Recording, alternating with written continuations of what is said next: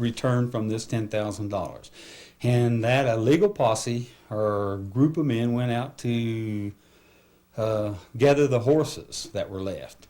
And when they got to the area where the horses were, they met, I can't remember whether he told me they met them or they saw them driving these horses, and they hollered at them. And everybody ran that was with him except Tunstall.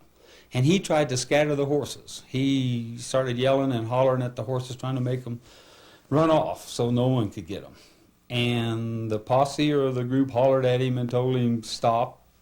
And he kept doing it and said they stepped off and shot at him. Well, what I think is phenomenal about the Tunstall killing is John Tunstall left Lincoln the day before and rode 60 miles to Roswell to try to get help from Chisholm. Chisholm was in jail in Las Vegas, and then so Tunstall had to ride 50 more miles down to the Felice to his ranch, so-called ranch, when the posse did a inventory that they found 350 head of cattle, an anvil, and a shovel. That was his ranch. And so he gets there at 10:30 at night. He's ridden another 50 miles. He realizes they're coming to get his cattle. He doesn't want them to attach the horses, so he gets up at daybreak and has ridden another 40 miles when he is killed. So here you have a group of men who have been riding all day. 40 miles is a long way on horseback. It's dusk, there's light tipping the top of the mountains. They're going to go down into the draw, and here comes the posse behind them. The kid comes up to warn them, runs through the horses. The rest of the men peel off and go to the west, it would be, and to a small knoll to try to defend themselves, and they all leave Tunstall to himself. And he comes up to the men thinking he can talk to them. Once again, this is Tunstall, the patrician, the person who thought he was better than everyone else, and he thought he would talk to these men and put them in their place. Well, they killed him. It's unfortunate to have Tunstall die in the manner he did, which set off this fracas, but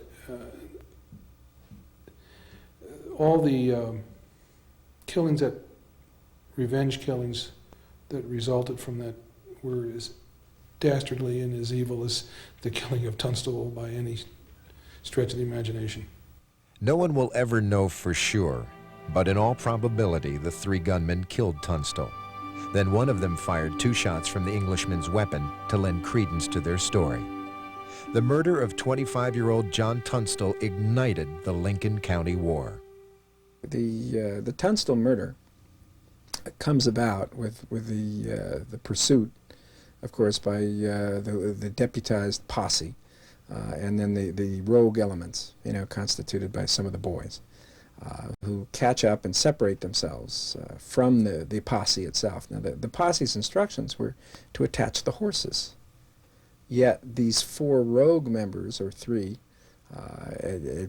in the final analysis, there'll be 3, detach themselves from the remainder of the posse and go after Tunstall and not after the horses. I mean, they zero in. Tunstall is said to have been found 100 yards or so off the trail. I just think the wrong people were probably deputized to carry out the law in this case. I think we had some renegades involved here. They didn't take a good look at who they were sending out to get the job done, and you had some trigger-happy boys on this crew. He wanted to do what was right, from what I have read, and being to the Tunstall murder site and this type of thing, I feel like Tunstall was doing what he thought was right when he was murdered. He was taking that livestock to turn it in. Some of the more interesting questions come from the autopsy on his body, and 2 different people, both medically qualified, the post-surgeon from Fort Stanton and Dr. Taylor Ely, the newly arrived medical missionary in Lincoln. Now, the post-surgeon put in a bill for his work. Ely was a volunteer on this, but the family never even paid the bill, which is kind of an interesting commentary. Suggestion had been made by the post-surgeon that Tunstall had syphilis, and he could tell that from the thinness of the skull. But I'm not a medical examiner, but my judgment said there would be some extensive damage to the skull if it was a thin skull with a rifle bullet through it.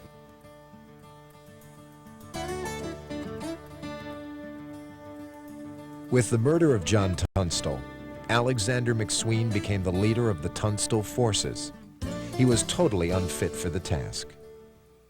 McSween suffered because he equivocated.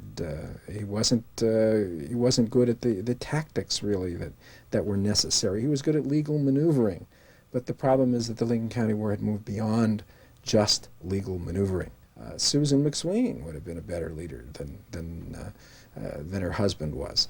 Certainly a much more decisive personality. In my opinion, and of course it's sheer speculation here, Tunstall would have been a more realistic leader, and probably for that reason a better leader. I think Tunstall had a fairly good idea of who he was up against. Tunstall would have maneuvered in both the legal and probably the paralegal area, where McSween was incapable of really doing that. McSween was not a good tactician, he was not a good strategist.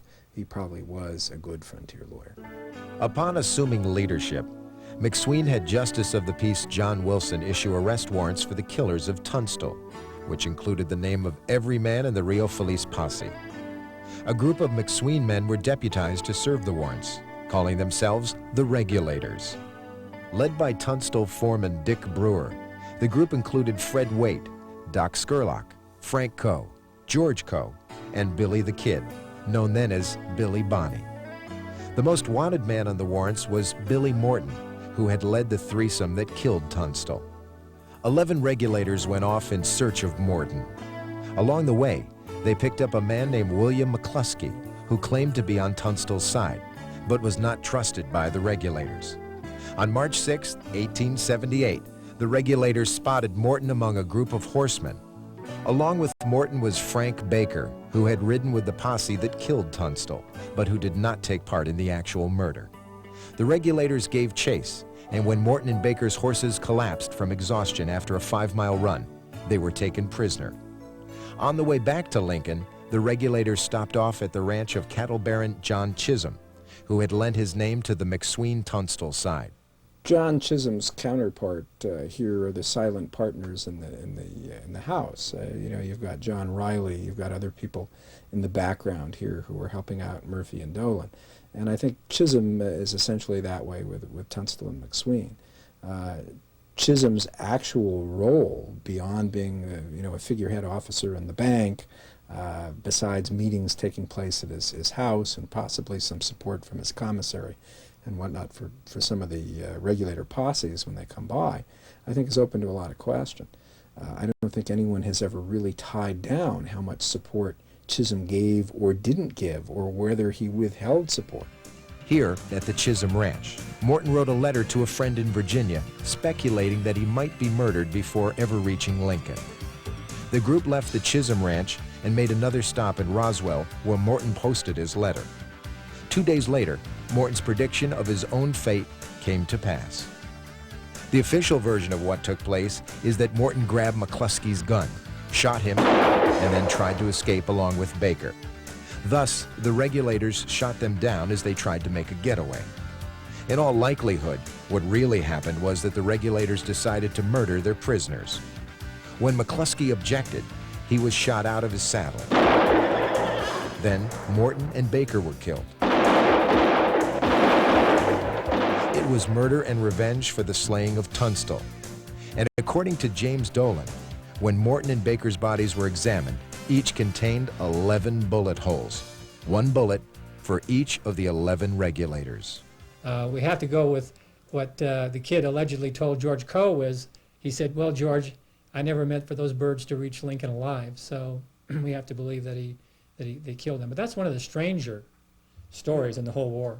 The Regulators were probably frustrated by the fact that although they represented a portion of the legal system and were commissioned by the Justice of the Peace and represented the local constable, had they brought their prisoners back to Lincoln, would have really had no choice but to turn the prisoners over to the sheriff. Now, since the sheriff represented the other side of the legal system and represented the district attorney, and since that was the other side, what would the result have been of turning their prisoner over to the sheriff? After all, Morton and Baker were both members of a deputized posse that officially, at least, said that Tunstall had resisted arrest, and they had shot him in the course of their duties. In fact, had the Regulators attempted to turn their prisoner over to the sheriff would have arrested them. what I think happened with